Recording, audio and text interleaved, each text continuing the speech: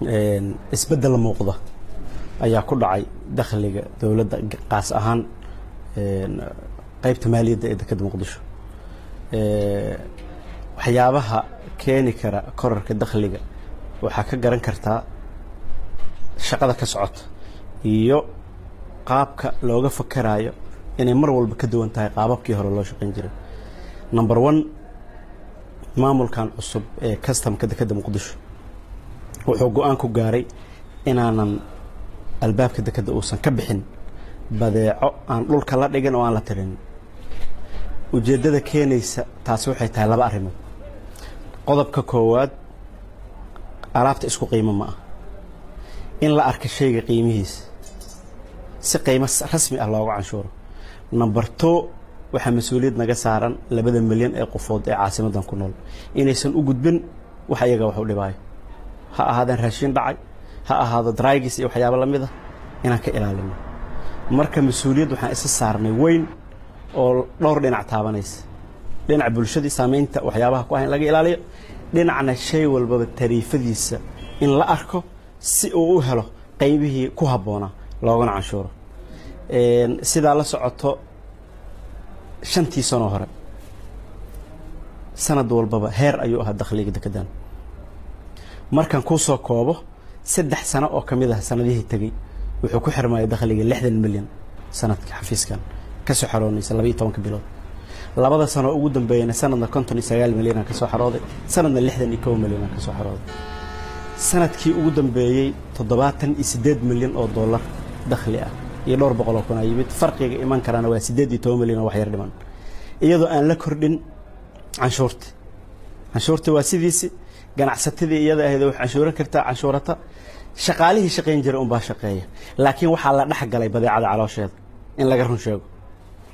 shayga markuu container ku jiro uu full yahay ama dibadda laga keeno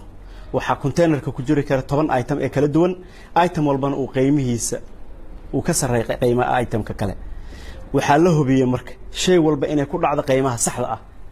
taasaana keentay dakhliga inuu kordho dakhliga bilba marxalad ayuu soo maraa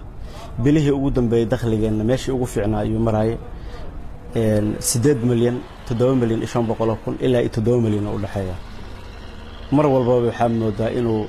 mar walba marka sii dambeeyo uu roonaanayo hadda bishii ugu dambeeyay 9 milyan 500 kun ayaa ka soo xarootay xafiiskan taasana waxay ku soo gashay muxuu ahaa fadliga ilaahay iyo dadaal joogto ah iyo mas'uuliyad la saaray waxaan rabaa inaan mahadnaqo tiimanka kala duwan ee la shaqeeyo haddii ahaan lahaayeen shaqaalaha customka iyo hay'adaha kale oo iyaga laftooda doorkooda qaata laftooda waa garbaha fududeynaya shaqadan lacag laguma qabto xafiisadeen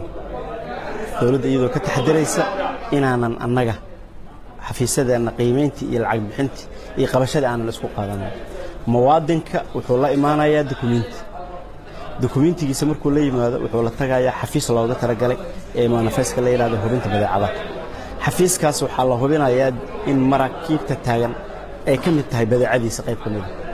way soo saxiixayaan kadib waxaa loo gudbinayaa madaxa shaqada iyo shaqaalaha wuxuu ku qorayaa sargaalkii customka ee soo hubin lahaa waxaa loo soo gudbinayaa xafiiska qiimeynta wuxuu u sameeynayaa taariifadii rasmiga ah ee ku dhici lahayd qiimeynta marka la helo lana soo hubiyo intaas la isla helo warqadda qiimeynta ayuu qaadanayaa bangiga dhexe ayaa xafiis ku dhaxlay dekedda Muqdisho bangigu qofka la tagayaa receipt aan ugu qiimeynay lacagta ku waajibtay bangiga ayuu lacagta geynaya oo ku shubaya kadib wuxuu nagu soo celinayaa warqad RV la yiraahdo